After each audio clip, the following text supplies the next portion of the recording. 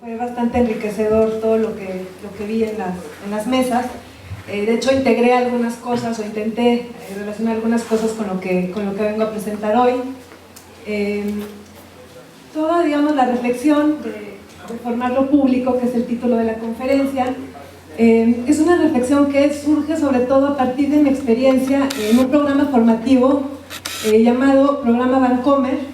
Es lo que antes era el Salón Vancomer. Es un programa que es una beca para artistas que tiene un carácter formativo, y bueno, les voy a explicar más adelante cómo funciona, pero llevamos casi 2 años trabajando con un grupo de 10 artistas y la mayoría, digamos, de las reflexiones que vengo a presentarles tiene que ver con esa experiencia. Estoy coordinando ese programa en colaboración con Willy Couch, de manera que también varias de las ideas que presento las hemos desarrollado juntos. Y también, pues con todos los aprendizajes que tengo de trabajar con esta plataforma Arte Educación, que seguramente quizás ayer David Miranda les contó un poco de qué va. Es una red que comenzó siendo una red de educadores en museos interinstitucional. Participaba el Museo Jumex, el Museo Tamayo, el Museo Experimental del ECO. Y posteriormente, algunos de los miembros de la plataforma Arte Educación dejamos de colaborar en estos museos y comenzamos a dar clases en universidades. Entonces, digamos que la plataforma cambió de misión y de giro por completo, y ahora estamos mucho más pensando estos temas de formación artística, además, digamos, de la formación en museos.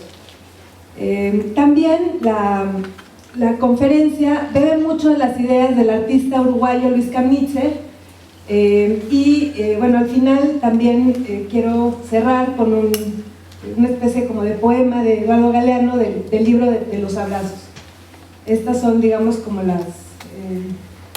digamos, los temas, los autores que vamos a estar barajando. Podemos pasar a la siguiente. Bueno, estas son las partes en las que va a estar dividida la conferencia. Todas están planteadas como preguntas para discutir con ustedes. Formar lo público, ahora voy a explicar a qué me refiero con esta idea de formar lo público. Formar lo público como potluck, formar lo público y producir conocimiento.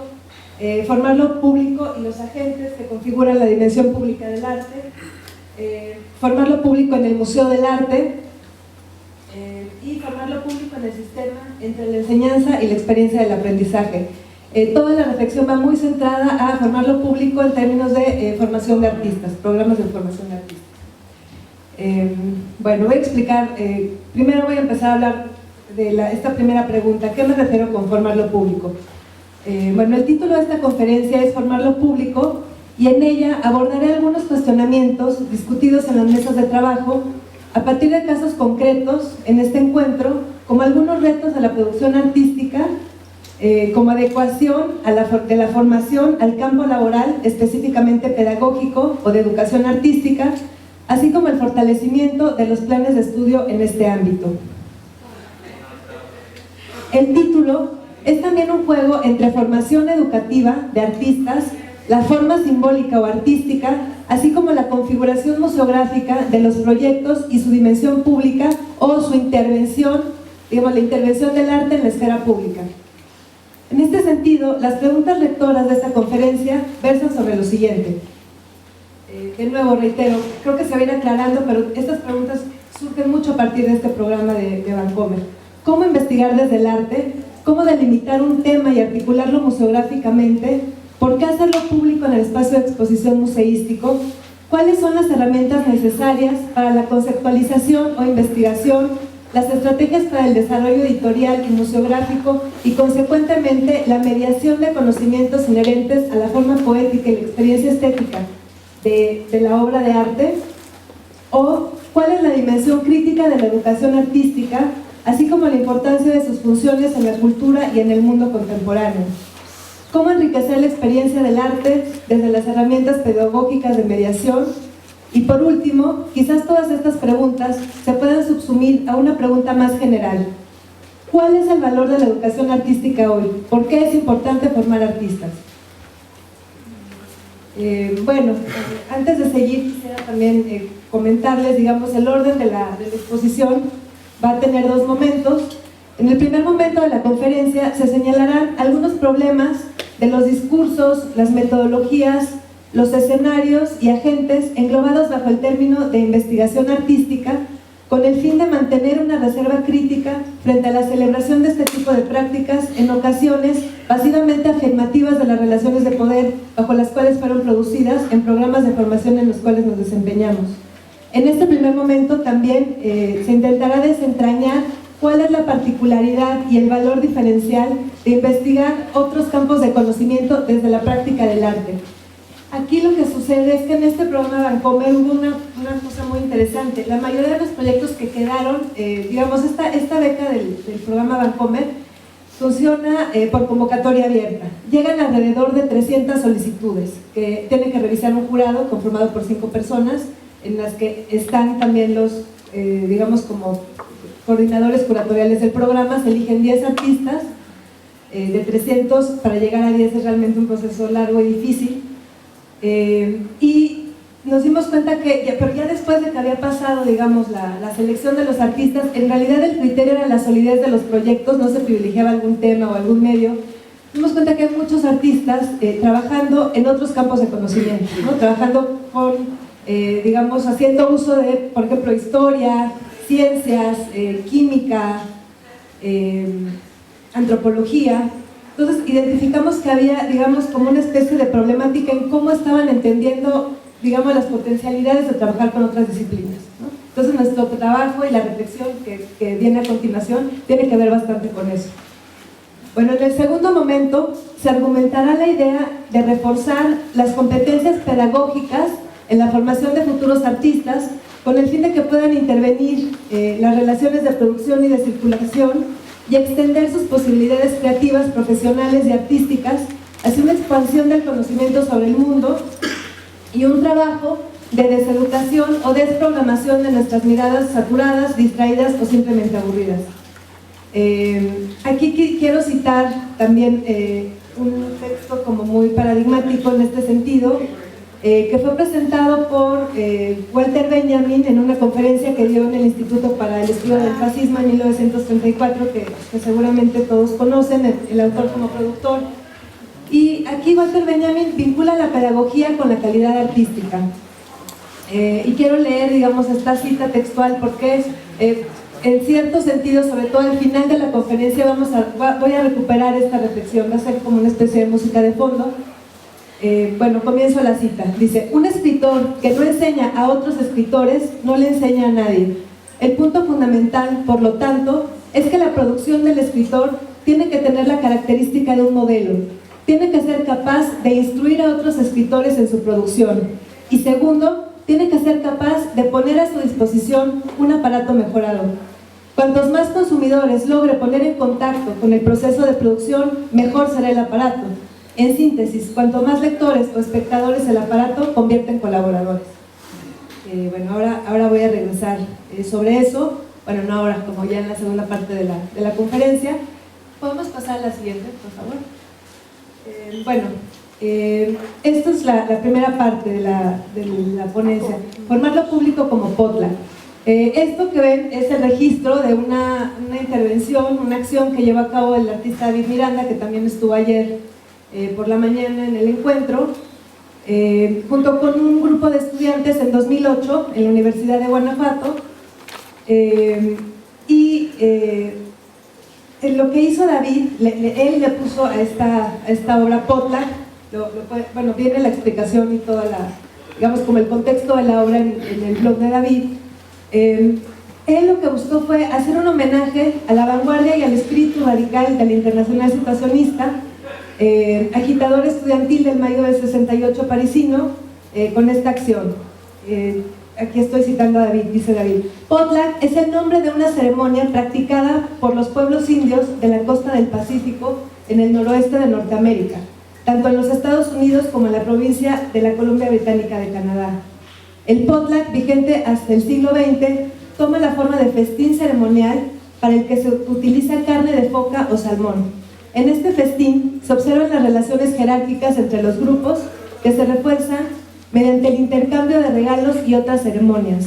El anfitrión muestra su riqueza e importancia regalando sus posesiones, queriendo dar a entender que tiene tantas que puede permitirse hacerse tantos regalos. El homenaje que hizo David a la Internacional Situacionista consistió en lanzar 7,000 copias del texto completo de Guy Debord, La Sociedad del Espectáculo, este texto de 1967, desde la torre más alta de la universidad, retomando de algún modo la responsabilidad de compartir la riqueza del conocimiento de su contexto inmediato e invitar a que ese acto de compartir fuera multiplicado o replicado exponencialmente.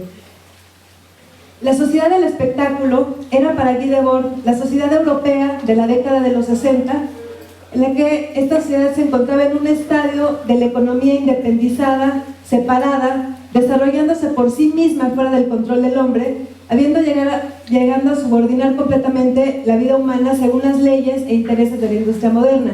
En el caso, digamos, propiamente de la educación, el texto, de manera muy, digamos, general, defendía que la educación cada vez era menos un derecho y más un producto comercial de consumo. Digamos, esta era la reflexión. ¿Podemos ver la siguiente? Bueno, este es el grupo una foto de los primeros miembros de la Internacional Situacionista. La siguiente. Este es uno de los panfletos situacionistas que tuvieron más eco también después de la disolución del grupo en 1972, que se llama Sobre la miseria del medio estudiantil. Este panfleto también, digamos que analiza varios de los puntos que creo que se discutieron ayer, por ejemplo, la precariedad de la condición de los profesores. Hacen una crítica muy fuerte a la hiperespecialización también en cualquier campo de conocimiento y defienden, digamos, la idea de que el arte, aunque ellos justamente querían, la potencia crítica de poder cuestionar cualquier campo de conocimiento. Ahora voy a como ahondar también en este argumento de, digamos, estas potencialidades, pero también peligros para el arte de utilizar herramientas de otros campos de conocimiento. Podemos seguir. Bueno, este es un cartel que se utilizó para anunciar esta película de La Sociedad del Espectáculo, que además del libro fue película, un libro construido todo a partir de citas de otros autores, pero sin dar, digamos, la referencia de las citas, lo que ellos llamaron desvío. Y bueno, ahora voy a entrar en esta reflexión que, de nuevo, reitero que parte de una experiencia muy particular, de un contexto muy particular, que es este programa BBVA Bancomer Carrillo Gil, que es la 4ª edición de este programa, lleva 8 años este programa, esta beca. Y no, digamos, cuando nos invitaron a Willy Kautz y a mí a coordinar esta edición, esta 4ª edición, lo que nosotros quisimos subrayar en nuestra propuesta fue que iba a ser que íbamos a enfatizar sobre todo el programa formativo de esos 2 años que terminan en una exposición, y que no iba a ser, digamos, un acercamiento curatorial, y que por lo tanto la exposición no iba a ser una exposición curada, sino que iba a mostrar pues el proceso y digamos el resultado final de 2 años de trabajo con estos artistas. El programa que propusimos fue un programa de tutorías personalizadas para cada artista distinto. Como les cuento, son 10 artistas de diferentes lugares de la República. Hay artistas de Michoacán, hay un artista de Tecate, hay un artista también de León, Daniel Aguilar, que justo pensé ayer que pusieron el video que era el mismo, pero es otro. También, además de las tutorías, tuvieron talleres y seminarios con artistas, la mayoría mexicanos. Tuvieron un taller, por ejemplo, de museografía con la artista Mariana Castillo. Sebastián Romo, también artista mexicano, que también trabaja mucho en temas de pedagogía artística y tiene un programa muy interesante que se llama Atelier Romo. Él dio un taller sobre producción de cosas muy prácticas, desde cómo, no sé, cómo armar una caja de herramientas a gestionar un presupuesto, hacer cálculos de impuestos. Fue algo como realmente muy práctico. Bueno, Mariana hizo lo de museografía y trabajamos el tema de lo editorial, que también se tocó en las mesas de ayer, de cómo iba a tener, digamos, la configuración editorial de estos proyectos que duran 1 año y medio, con un libro que fue un proyecto, es un taller, pero también fue un proyecto de Eric Beltrán, también un artista mexicano que vive en Barcelona. Y bueno, la propuesta de Eric fue bastante interesante porque Eric, digamos que hizo una réplica al modelo que nosotros propusimos y dijo, bueno, si ustedes no quieren asumir, digamos, en este programa Vancomer cuarta edición, una función curatorial, sobre todo cuando todos estos proyectos de 1 año y medio tengan una configuración museográfica, una exposición, no quieren establecer relaciones entre ellos, entonces yo voy a intentar establecer esas relaciones pero en la publicación. Entonces se hizo un taller colaborativo en el que todos participaron, digamos, en la configuración de la publicación. No había sucedido hasta el momento un tipo de acercamiento así. Realmente las publicaciones eran más como catálogos que registraban lo que sucedía en el programa. Y bueno, creo que fue un proceso bastante interesante. Si nos diera tiempo al final me gustaría mostrarles como los avances de cómo se quedó esta publicación al final.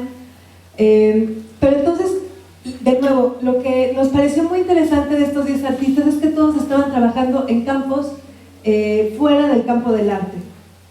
Y nos parecieron, obviamente, los artistas que quedaron nos parecían que los proyectos eran sólidos, pero nuestro reto y nuestra pregunta era ¿cómo hacerlos regresar al campo del arte? O sea, si estaban usando la herramienta, por ejemplo, de la historia para producir una investigación sobre la historia de México en un contexto muy particular, hay uno de los artistas, Noé Martínez, por ejemplo, en Michoacán, el reto era, bueno, pero eso, digamos, presentar simplemente un archivo en una exposición de todo todos tus hallazgos, entre comillas, de la investigación, no bastan si lo estás haciendo desde el campo del arte, es una producción artística. ¿Cuál es, digamos, el diferencial que estás ofreciendo? De reflexión, de montaje, de poética. Entonces, estos temas que voy a compartir con ustedes a continuación vienen de nuevo en este contexto bastante específico. La exposición va a ser el próximo año, el 29 de enero. Ahora ya estamos cerrando los proyectos, la publicación ya está a punto de entrar a la imprenta. Bueno, continúo entonces con esta idea de la relación entre formar lo público y producir conocimiento. En los últimos años ha sido constante la presencia de conceptos como investigación artística y producción de conocimiento, así como la apropiación de metodologías especulativas por parte de artistas, curadores, instituciones formativas y gestores culturales. El sentido de estas categorías describe una especie de modelo artístico a medio camino entre las ciencias, la academia y la pedagogía, es decir, de un arte contiguo a otros campos que habitualmente privilegiamos como transmisores de saber. A pesar de que las aportaciones de este modelo multidisciplinario han contribuido a multiplicar las prácticas artísticas de producción, cabe someter las contradicciones de este panorama a debate y preguntarnos si esta tendencia o esta marca de la economía del conocimiento tiene un carácter instrumental y ajeno a la dimensión afectiva de la producción artística, de la producción de saber, también a la dimensión, digamos, más sensorial, y si responde también a la necesidad de justificar el valor social del arte en una sociedad ordenada, bajo lo que el sociólogo Fumagalli ha llamado capitalismo cognitivo. Vale la pena preguntarse también, de una manera quizás autocrítica, en qué condiciones de producción de esta beca que les estoy contando, ideologías, circunstancias y lugares de enunciación se reproducen modelos académicos inoperantes en la práctica artística que terminan por ser una impostura pseudocientífica o un marco de reconocimiento para hacer este tipo de práctica más controlable y manejable desde un consenso canónico de legitimación. Frente a este panorama, tenemos la tarea de resolver si el arte es una forma de conocimiento científico o una formación que nos permite conocer y o reconocer el mundo. Aquí hay que entender que es muy distinto producir conocimiento por medio de la investigación científica a producir formas sensibles de conocimiento. Para esta diferenciación es pertinente reconocer cuando menos algunos debates irresueltos, pero que nos ayudan a echar luz sobre las problemáticas actuales del arte como investigación. En el plano ideológico nos tenemos que preguntar a qué estructura de poder e ideología beneficia esta especie de fábrica de conocimiento. En términos de procesos, de prácticas o poéticas, cabe la pregunta de si realmente la aplicación de la investigación como un ingrediente básico de producción para los artistas basta para adquirir y expandir conocimientos y desestabilizar metodologías tradicionales o prácticas clásicas del arte. Tal pregunta, a su vez, nos lleva a sospechar de si tal intención resulta antes bien en un efecto mucho más modesto. ¿No será que la mayoría de los proyectos artísticos, aquí nos estamos refiriendo sobre todo a estos 10 proyectos que estamos coordinando, no pasan de ser meros productos u objetivaciones que reorganizan información y traducen conocimientos científicos o teóricos como un mero instrumento de divulgación? En lo que se refiere a la recepción o a la estética, tal debate debe cuestionar también qué tan eficaz es el arte en la tarea de apoyar la ciencia con la difusión didáctica de sus investigaciones. ¿Esto supone un intento democratizador o simplemente un oscurecimiento de los procesos artísticos al grado de que el espectador se encuentra con montajes crípticos incapaces de revelar algún sentido o significado? Creo que esto es común, no sé qué opinen, lo podemos después discutir cuando venga el momento de las preguntas, pero sobre todo en el caso de prácticas de arte contemporáneo y archivo, a veces no es suficiente, como de nuevo reitero, simplemente hacer como una muestra museográfica de mostrar un archivo. Hay que ver, digamos, cómo se le va a dar sentido a ese archivo, a esos documentos, a esos materiales. En cuanto a la investigación en sí, es el lugar donde la poética, la estética y la ética podrían converger en la organización de lo público. Nos tenemos que dar la tarea de reflexionar sobre cómo aprovechar el campo del arte para construir conexiones entre disciplinas que académicamente no están permitidas y que por ello intervienen las relaciones de poder. O más bien, ¿cuál es la pertinencia actual de la investigación desde el arte? ¿Qué ofrece en términos poéticos de construcción de sentido? ¿Y cómo se vuelve pública en el espacio del museo? Es decir, en el campo de la experiencia estética. Aquí le puedes regresar, por favor. Así. Y bueno, aquí quería compartir con ustedes esta cita, digamos que es este texto de Camitzer de la, a ver, déjame, les voy a leer el nombre, si no lo voy a inventar, La enseñanza del arte como fraude, que es un texto al que yo he regresado varias veces, pero que, digamos, nunca me había hecho tanto sentido como después de trabajar con estos artistas durante 1 año y medio. Esta cita que dice: lo más importante probablemente sea que el arte es un lugar donde se pueden pensar cosas que no son pensables en otros lugares. O es como una especie de disciplina donde se puede ser indisciplinado, ¿no? La pregunta por la formación en términos de cómo el arte da forma a lo público, a la par de implicar procesos investigativos cuyos resultados devienen en formas sensibles y simbólicas, supone un compromiso con lo público que no podemos eludir. ¿Qué implicaciones tiene ese compromiso?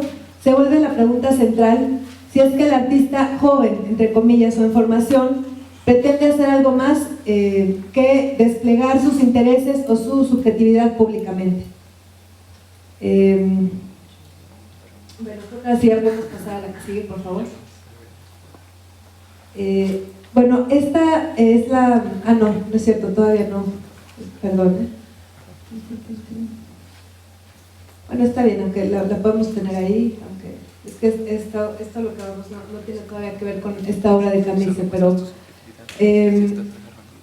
entramos, digamos, a otra parte de esta reflexión en la conferencia, que es formar lo público y los agentes que dan forma o que configuran esta dimensión pública del arte, en el que continuaremos con el argumento de la pertinencia de sembrar en nuestros programas de formación de artistas el interés en los procesos educativos y en las estrategias para la formación en las artes, de manera que sus futuros desempeños, si en algún momento les tocara por interés o por situaciones de la vida tener algún tipo de práctica educativa, esta responde no solo a la necesidad sino a la convicción. En otras palabras, contar con 2 materias y cursos relacionados a la educación y a la pedagogía en las currículas. Esto creo que es algo que también tocó ayer David Miranda y Samuel Morales. Hay una nueva materia en la Esmeralda que ya apunta a esto. Yo también di un diplomado en San Carlos, que era un diplomado sobre, digamos, estrategias pedagógicas para artistas. aunque este diplomado ya era como, digamos, no era en la formación de los licenciados, sino ya era como una especie de posgrado, una diplomatura de posgrado. Si bien existen sólidos programas a nivel de posgrado, es tal vez necesario fortalecer o comenzar a introducir esta opción profesional desde las licenciaturas. Existe una estructura diseñada para enseñar arte, pero a menudo la pensamos nada más como producción, y el mercado laboral también es incapaz de absorber a todos cuantos se gradúan de esa enseñanza.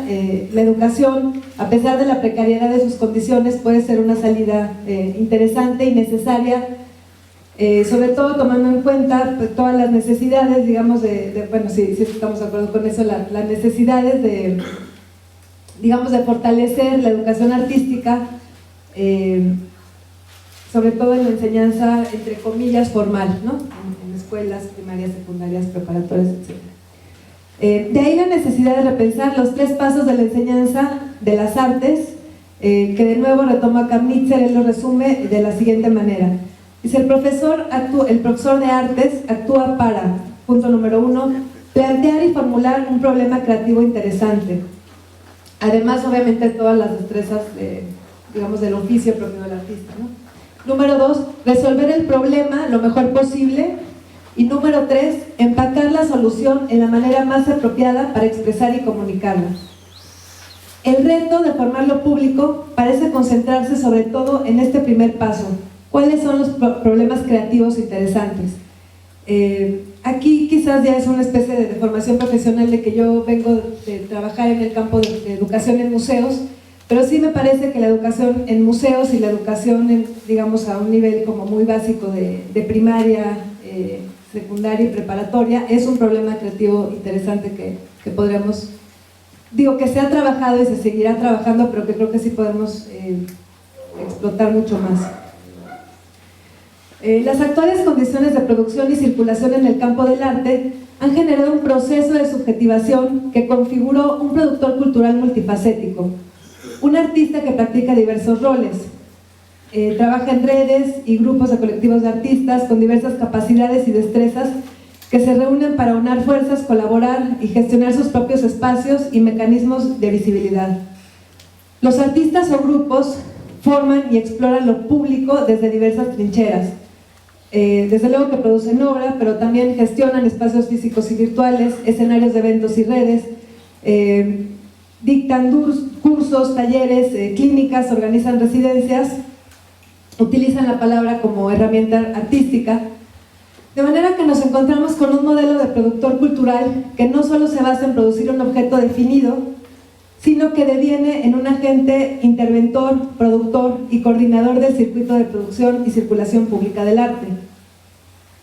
La dimensión pública y por lo tanto política del arte es desarrollado en la praxis, en la generación de círculos sociales, a veces más experimentales, poéticos, formas de organización, de producción y reflexión artística de cómo se hace y qué es el arte y sus relaciones con la vida. A pesar de que la especialización permite que los artistas profundicen más en las labores que van a cumplir, al mismo tiempo esas especializaciones son producto principalmente de un razonamiento condicionado por condiciones de encontrar empleo. Las posibles consecuencias negativas de esta situación es que la especialización o hiperespecialización dejan de comunicarse entre ellas y a veces crean enajenaciones o deformaciones como la incomunicación entre, por ejemplo, educador y curador. Pero ahora que lo estoy leyendo me doy cuenta que no expliqué bien lo que quería decir. Lo que quería decir es que en realidad los artistas, digamos, hay una pregunta desde el campo de la formación que creo que es bastante pertinente. Esta figura multifacética de artista nos exige a nosotros en nuestros programas incluir materias quizás que tengan que ver con esto, con gestión, con publicación, o platicando con un amigo de este mismo tema me decía, es que no, porque justamente, digamos, estos proyectos autogestivos de los artistas funcionan mejor porque no están, digamos, no reproducen los mismos vicios que nosotros les enseñaríamos en la escuela. No, es un amigo que tiene este proyecto de Soma en México, que también es de formación de artistas ya como en un nivel más de posgrado. Me decía, es que yo sé de, por ejemplo, grupos de lectura que se han formado de artistas que están en el programa de Soma, que han leído, por ejemplo, bueno, sí, que leen, se juntan todos los miércoles a leer un libro. Es un círculo de lectura que funciona mucho mejor que cualquier seminario que hayan tenido ellos en su institución. Entonces me decía, más bien, hay que tener cuidado con esto. Es una reflexión que yo todavía no sé cómo aprender, digamos, o sea, cómo resolver, pero bueno, justo por eso la quería traer a colación, aquí a la mesa. Esto, digamos, dentro de estas posibles especializaciones, de nuevo confieso, pues seguramente por una deformación profesional de trabajar en el campo de museos, en los departamentos educativos, yo sí creo que es interesante, digamos, tener por lo menos una materia que, de nuevo, ya existe en algunos programas, que tenga que ver con, digamos, aportar a los artistas herramientas también que tienen que ver con pedagogía. Pero yo creo que también sería interesante no nada más, digamos, pensar que les puede funcionar para que ellos trabajen después como profesores, como docentes o como talleristas. Hay una parte que tiene que ver con la pedagogía y el arte bastante interesante que atañe mucho a los artistas, que es cómo se media su obra, cómo se hace esa mediación. Inclusive puede servirles para ver las negociaciones discursivas de su obra con un curador, etc. Y bueno, esta parte... ya ahora sí que corresponde a esta diapositiva, es la idea de formar lo público en el Museo de Arte. Bueno, además de estos lugares, digamos, más autogestivos de la producción artística, y esta figura del artista como este agente y catalizador, hay otra función, otra dimensión pública y por lo tanto política del arte, que se desarrolla en el museo y en sus servicios de mediación, sobre todo la mediación educativa. Una debilidad de estos servicios revela una relativa debilidad de lo público, es decir, el predominio de agendas particulares y estamentarias sobre la racionalidad colectiva. Asimismo, revela los prejuicios aún vigentes del arte visto y utilizado como un medio de producción de objetos de lujo. De ahí la importancia de dejar de lado el espectáculo tal y como lo entendían, por ejemplo, los situacionistas, o la idea del arte como entretenimiento, únicamente lo comercial y lo competitivo, y concebir al público más como nuestro colega y no nada más un mero consumidor o como coproductor. Ciertamente este es un tema que no solo le interesa a pedagogos y artistas, sino que actualmente convoca el interés tanto de curadores, historiadores y gestores culturales, como de museos, bienales y espacios alternativos.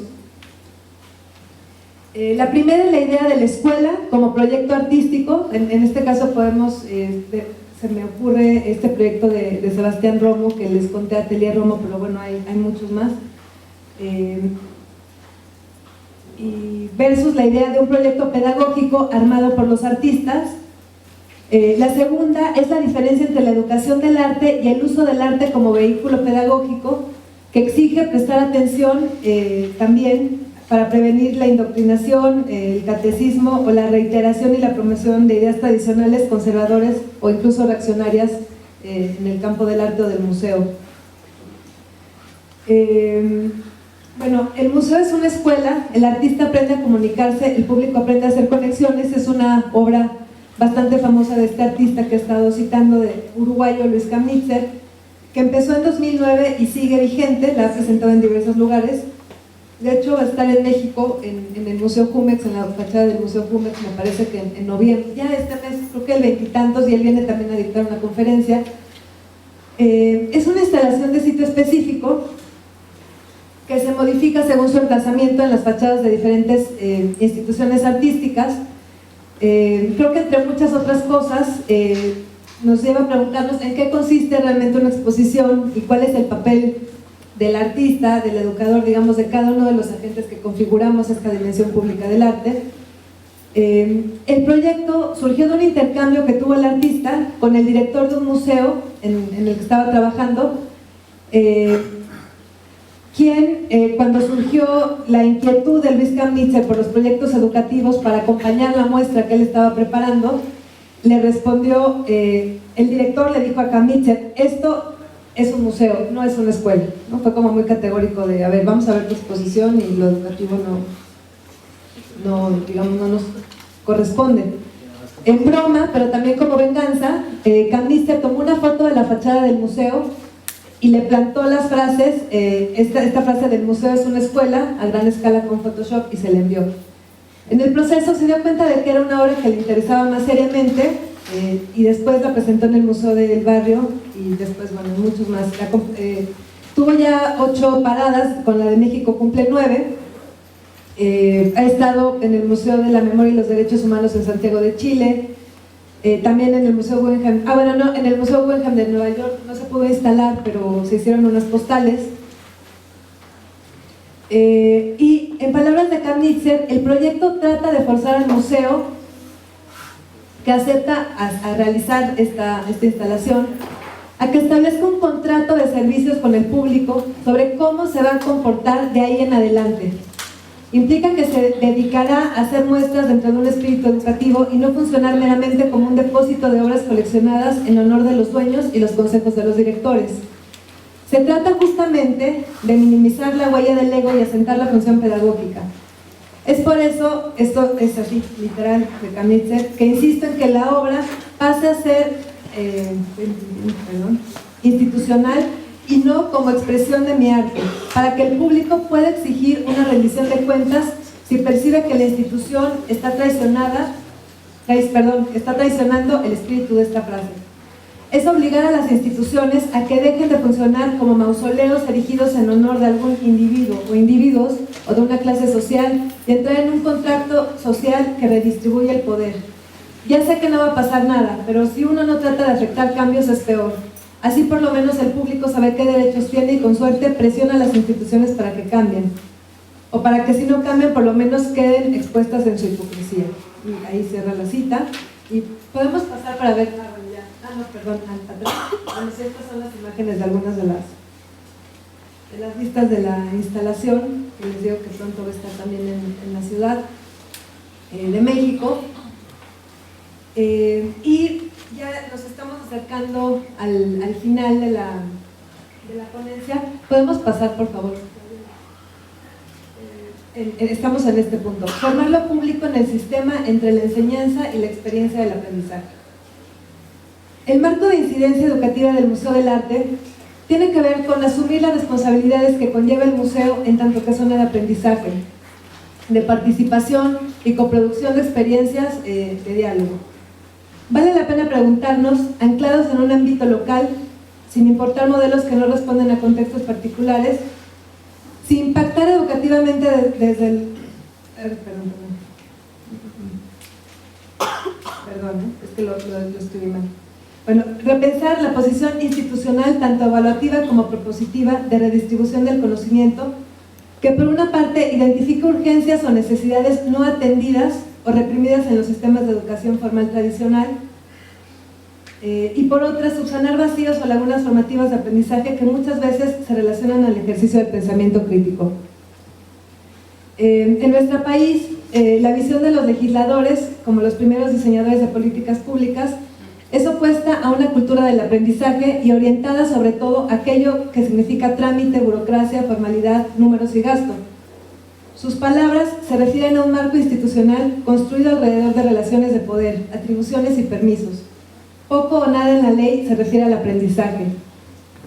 El doctor Eduardo Andrade señala en su libro La Escuela Rota, Sistema y Política en contra del Aprendizaje en México de 2003, que en la Ley General de Educación las palabras autoridad, autoridades, autorización y autorizaciones son utilizadas 152 veces. La palabra oficial se utiliza 81 veces y la palabra aprendizaje se utiliza 11.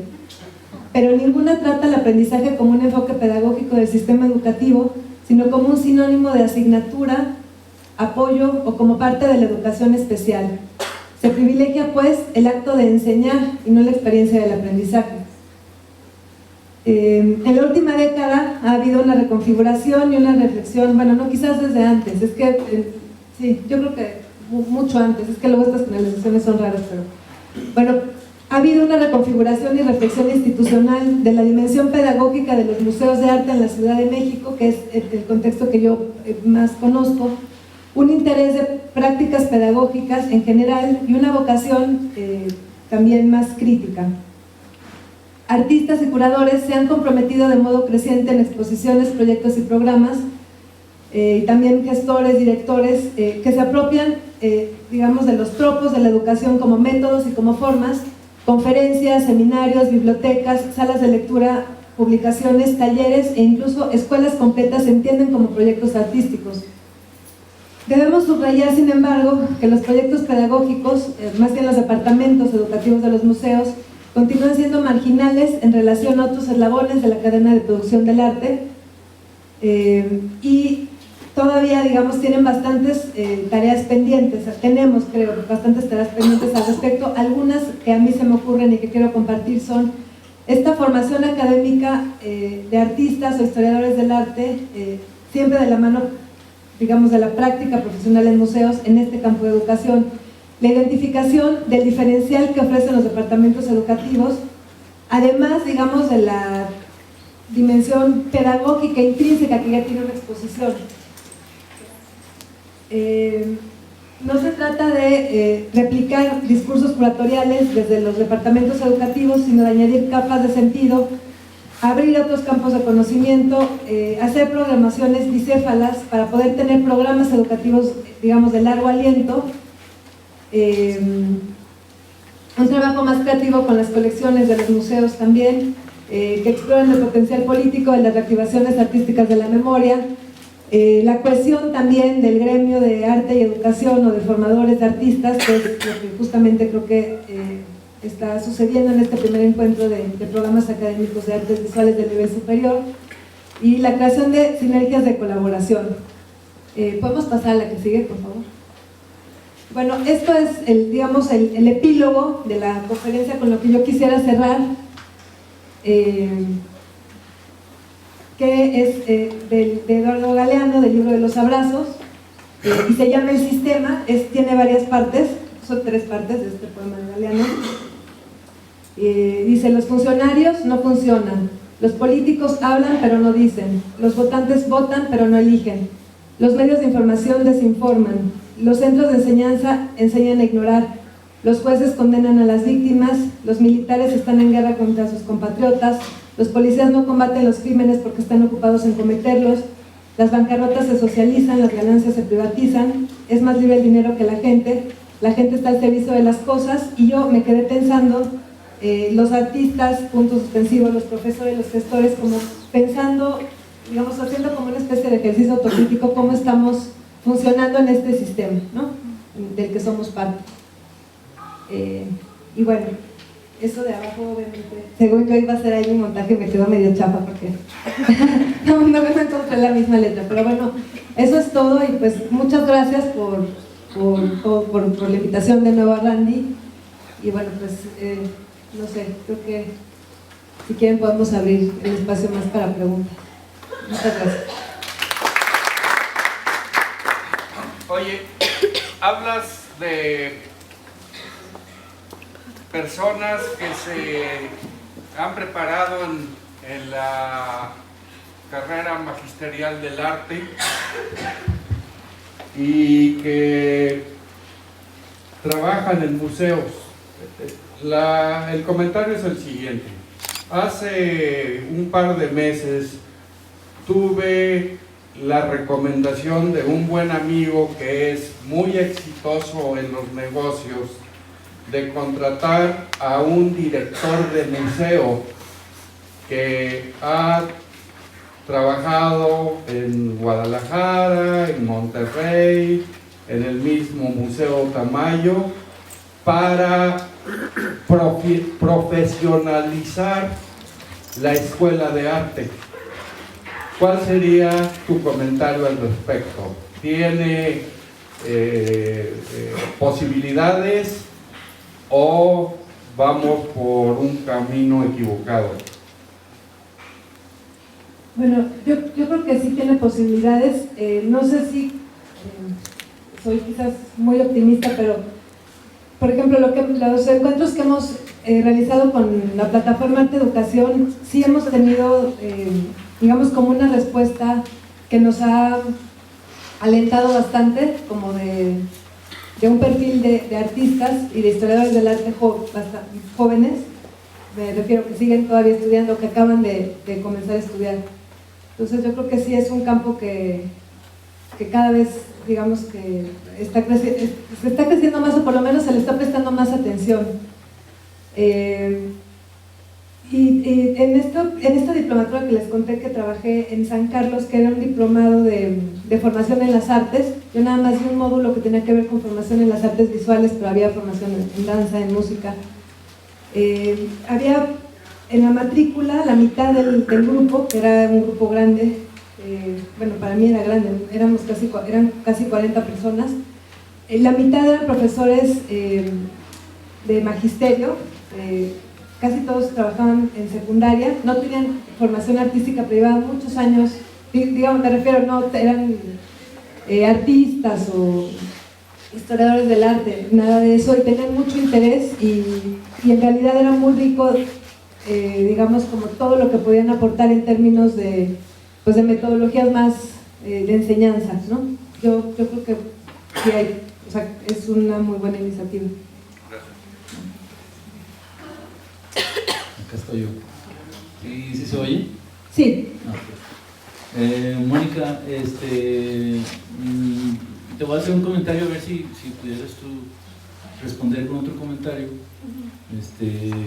Es algo que me inquieta y que es una de las cosas que yo estaba pensando en exponer en la plenaria al final en esta tarde.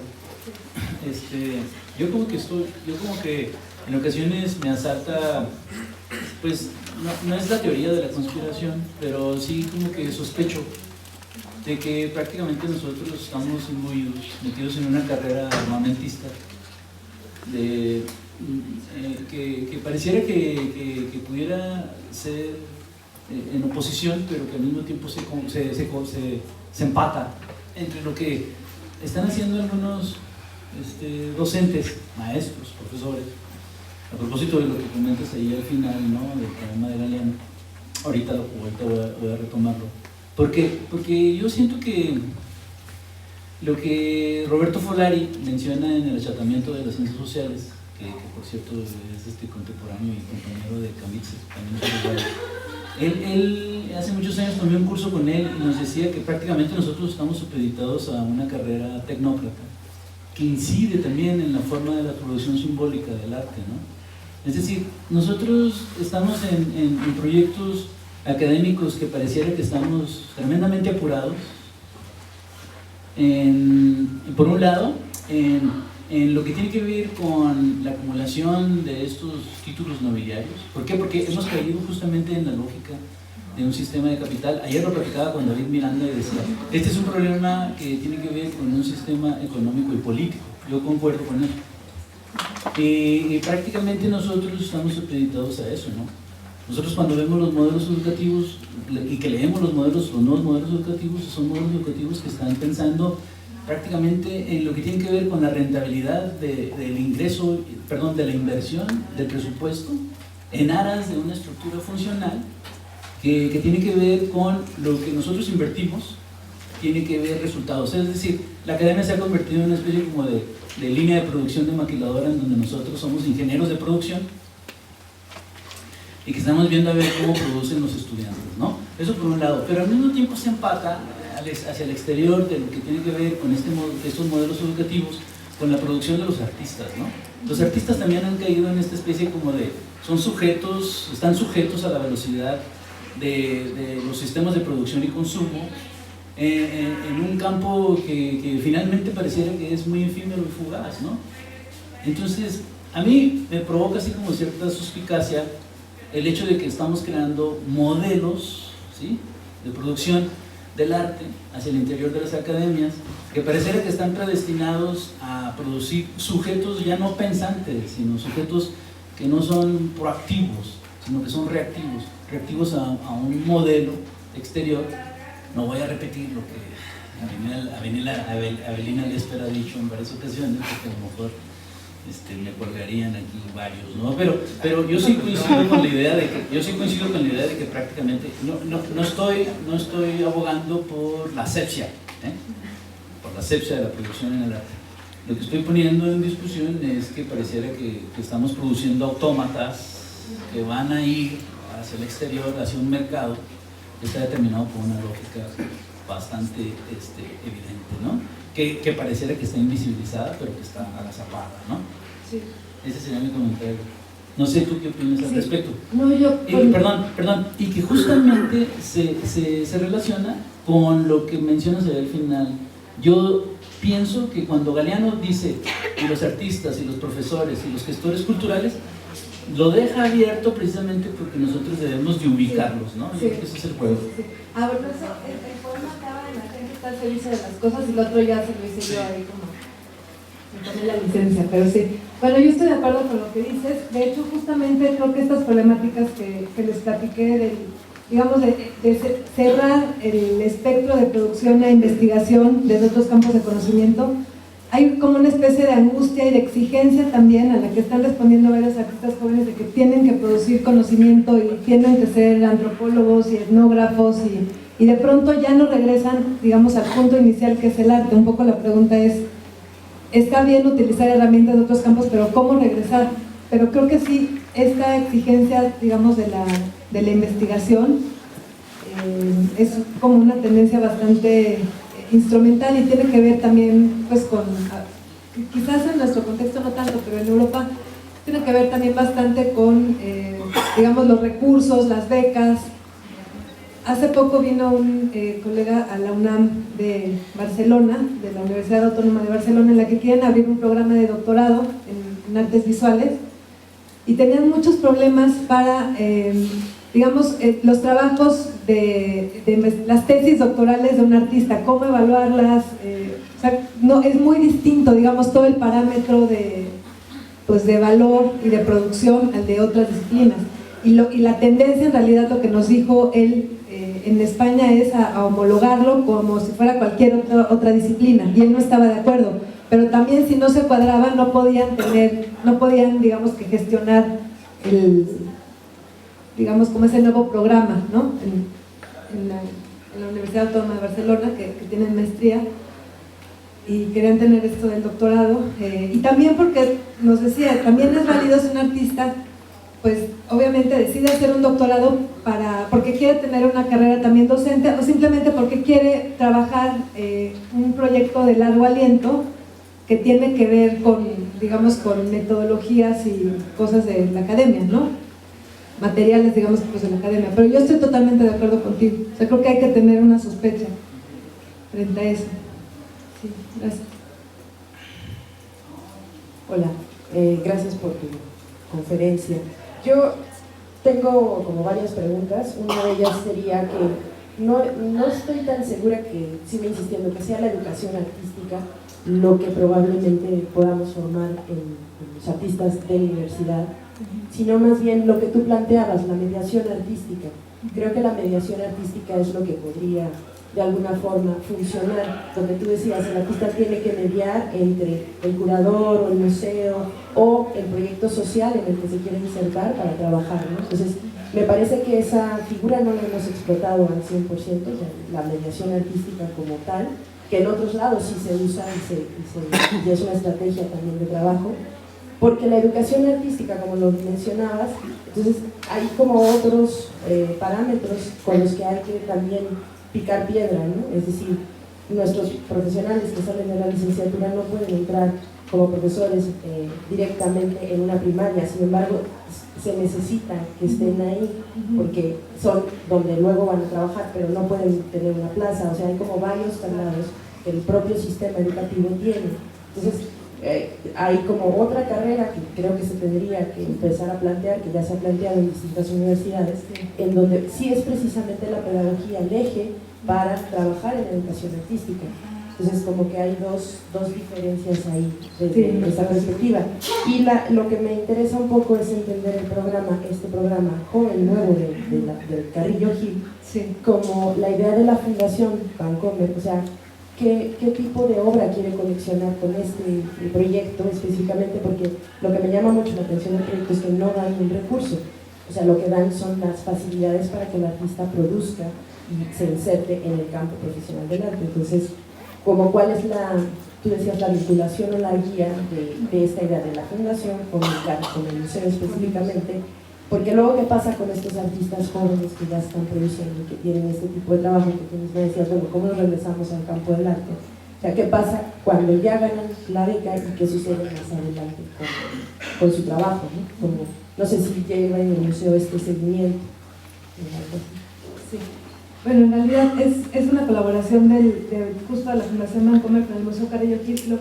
Digamos, la mayoría de los recursos los da la Fundación. El Carrillo Gil apoya para hacer la exposición, esta edición que nos tocó a nosotros grados.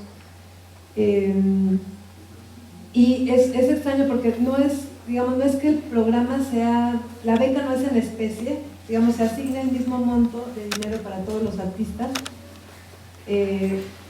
pero la idea es que nada más lo pueden ocupar o para comprar equipo para hacer el proyecto que van a exponer y para llenar como lagunas de formación que tienen.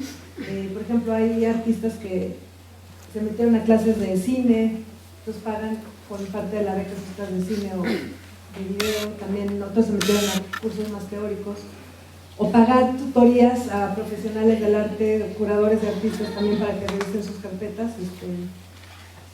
En eso, o sea, sí funciona como un programa. Sí.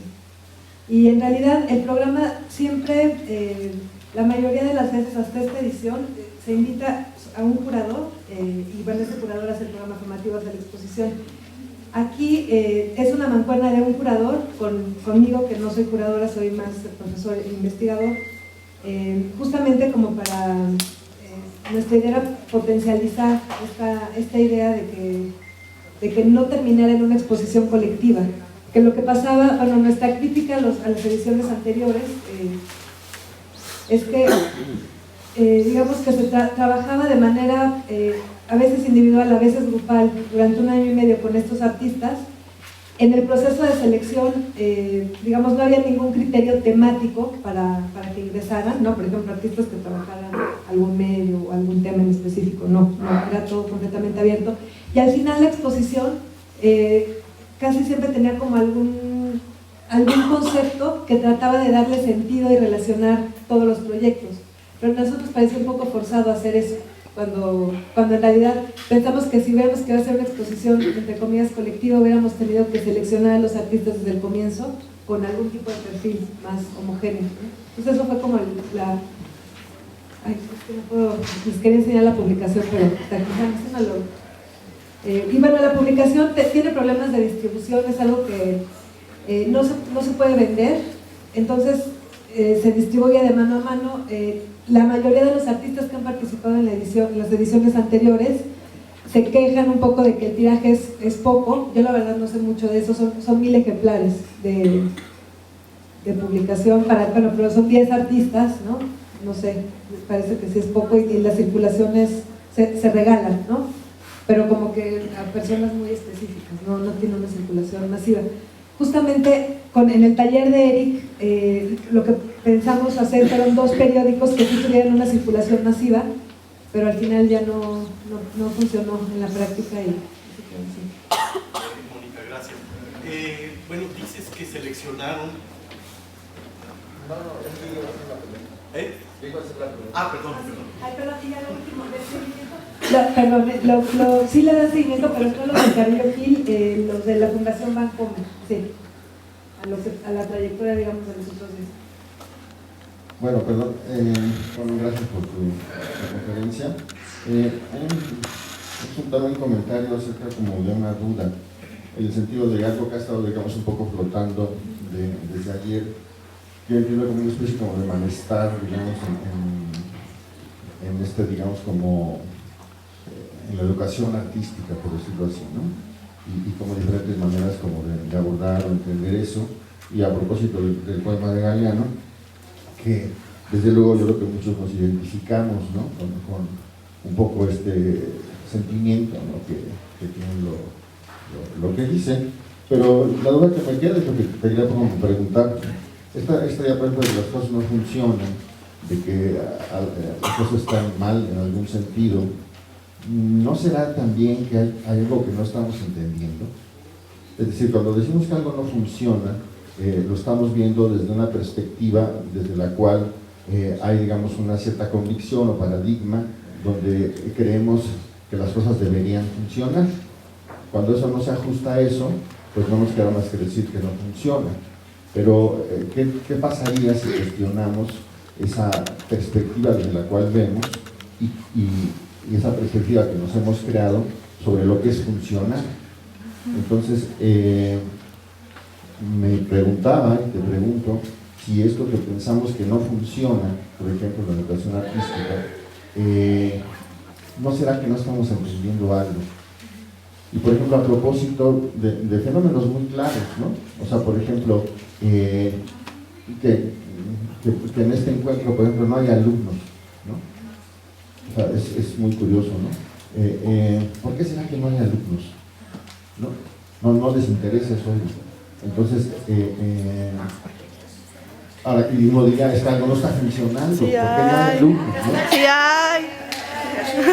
Acá. Bueno, muy pocos, pues, ¿no? Hay muchos más lugares vacíos que alumnos, ¿no? Entonces, yo creo que es bueno que hay alumnos, que es bueno que hay alumnos. O sea, muchas gracias, tranquiliza un poco mi alma, ¿no?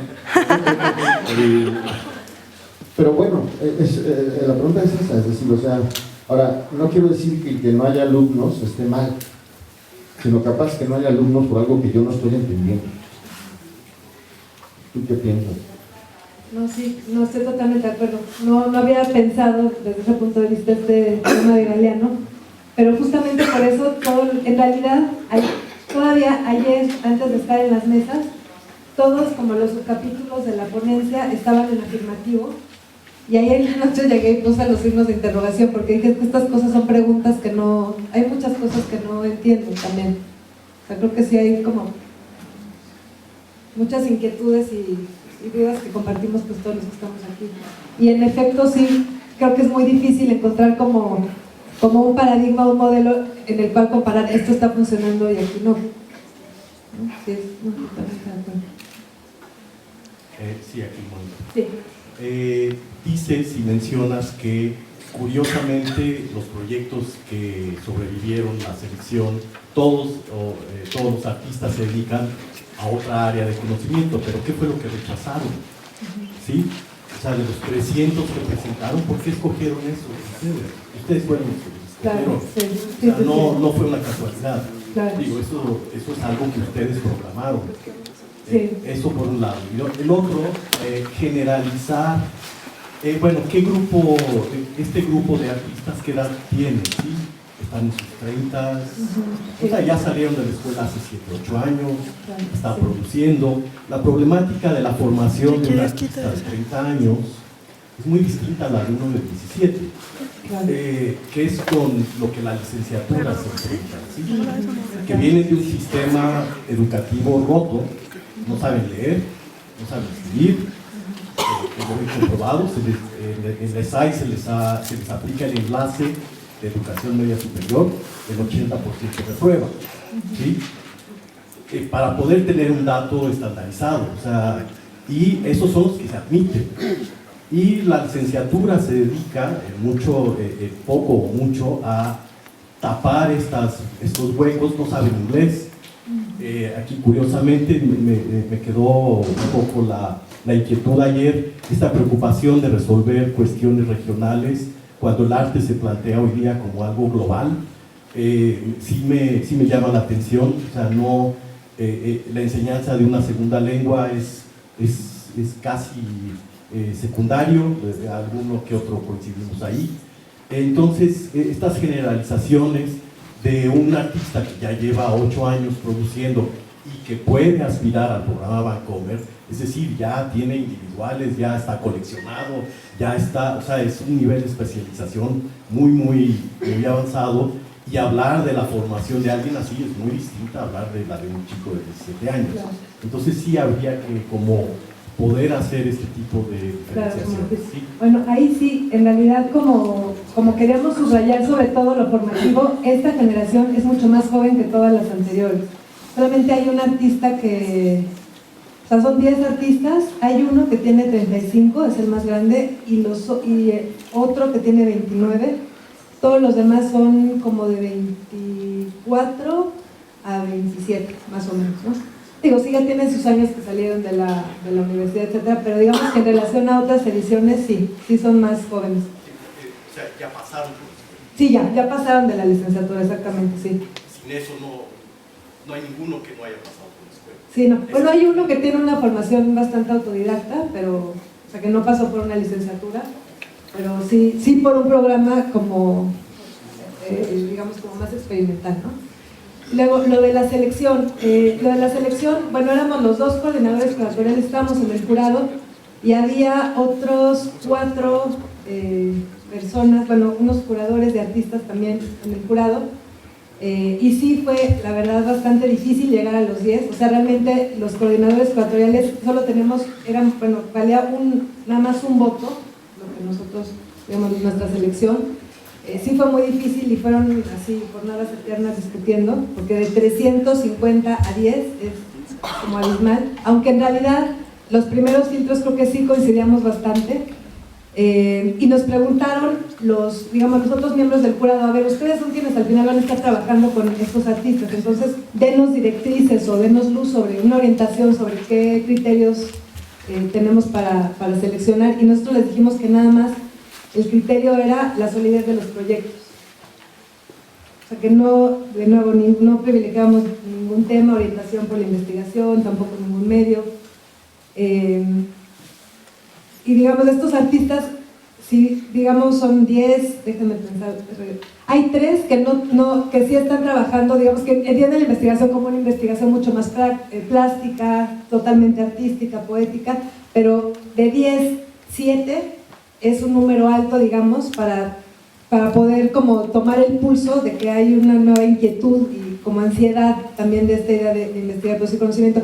No nada más de los que se quedaron, digamos, con la beca, de quienes obtuvieron el apoyo, sino en realidad muchos de los que presentaron la aplicación eran problemáticas muy similares. Tan similares que todo el programa que diseñamos fue con artistas que trabajan bien, bueno, que a nuestro modo de ver trabajan de una manera interesante estos temas, como Mariana Castillo, como Eric Beltrán, o Sebastián también desde otro lado, pero sí fue bastante difícil, y digamos esta preocupación por el arte como investigación o el uso, digamos, de otras herramientas, otras disciplinas para producción artística, sí fue una constante en las aplicaciones en realidad. Sí.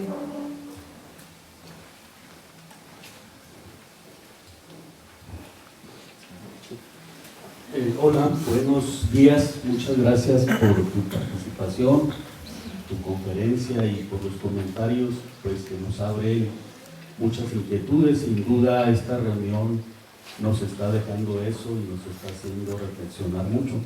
Yo solo quisiera dejar un comentario. Yo creo que más bien deberíamos tener la certeza de qué es lo que quieren que hagamos, ¿no? A veces olvidamos la función de la educación y del arte en la sociedad. Con el comentario del compañero y todas las características que hablaba de lo que estamos haciendo, a mí me remitía a una tesis de hace 30 y tantos años, ¿no? Del movimiento estudiantil de los años 70 de la Universidad Fábrica, que surgió en Sinaloa y que decía pues que la universidad era una fábrica de profesionistas que no debíamos reformar sino destruir. En contrapartida surgió otra tesis en Guerrero que ayer hizo mención el compañero, la tesis de la Universidad Pueblo, que en realidad pues ambas son un tanto utópicas, y nosotros nos encontramos inmersos en esa superestructura de la educación y del arte, y tal vez por eso veamos tanta contradicción en nuestra actuación en este terreno, ¿eh? Ayer se cuestionaba el examen de admisión y se ponía como pues una acción discriminatoria, ¿no?, hablamos de perfiles, hablamos de alguna manera de eficientar la educación artística para producir cierto tipo de profesionista, ¿no? Yo creo que tenemos que tener más que la sospecha, la certeza, pero también entender que en el terreno de la superestructura esta no es hegemónica y tal vez ahí ese sea el papel que estemos jugando nosotros. Y pienso que este encuentro pues, nos está dando muchas luces, ¿no? Es el comentario y la reflexión que quisiera dejar para todos en este encuentro. Muchas gracias. Muchas gracias.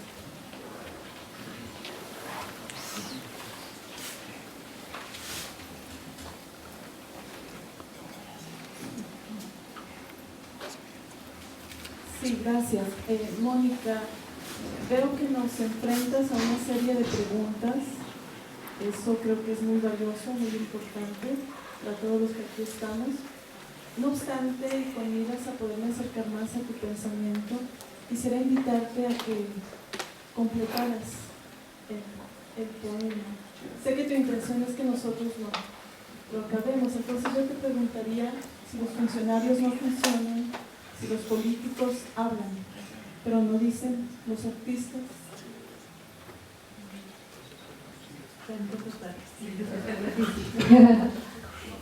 Bueno, no sé, yo sí creo que en el arte se pueden decir y mostrar cosas que en otros lugares no. Sí, bueno, esa es como mi convicción.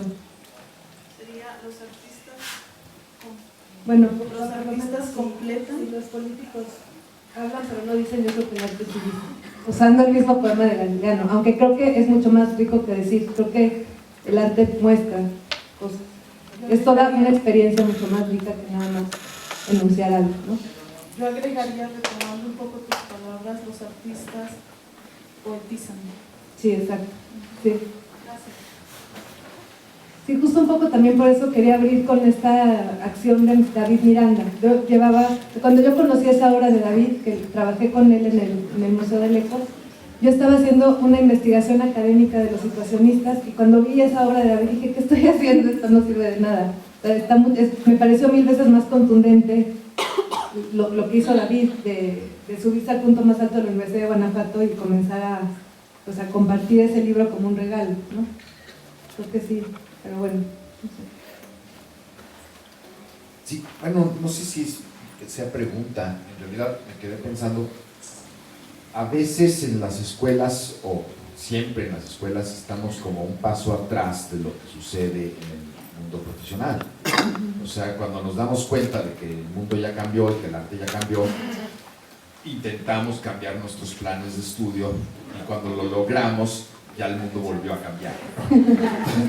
Entonces, y del día completo que llevamos aquí, como que los comentarios son, bueno, es que nosotros queremos enseñar arte y nos cuesta mucho trabajo y no tenemos recursos y nuestros exámenes de admisión son imperfectos y los chavos no egresan, pero sí están integrándose, o sea, digo, no hay 20 fundaciones Bancomer, pero sí están llegando a altos niveles profesionales, incluso como señalaba Saúl Villa, chavos muy jóvenes. Nos pregunta, pero no sé. Sí. Agregar algo. Sí, no, yo estoy totalmente de acuerdo.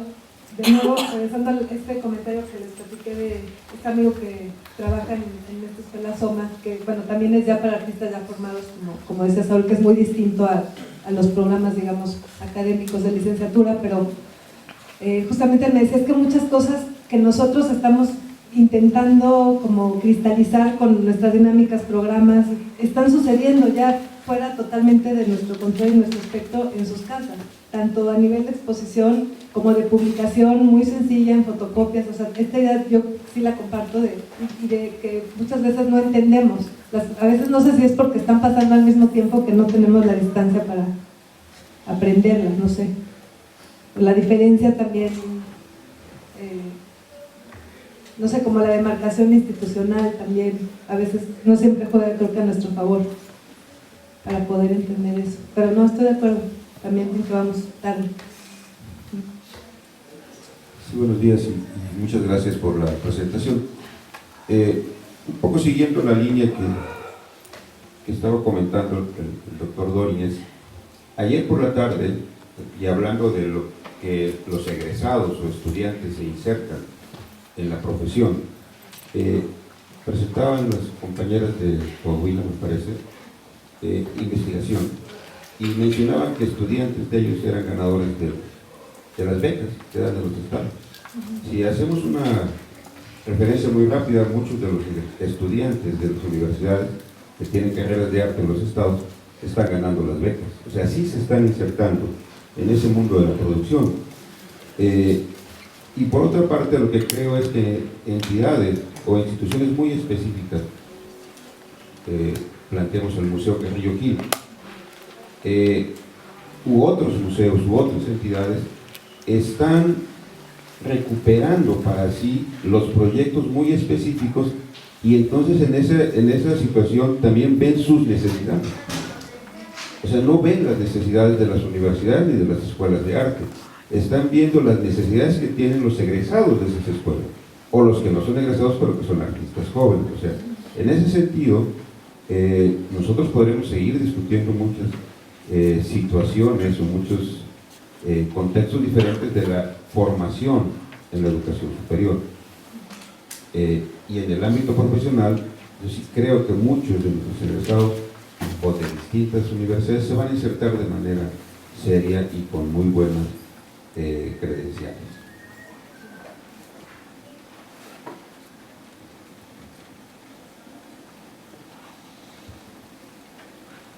Bueno, muchas gracias.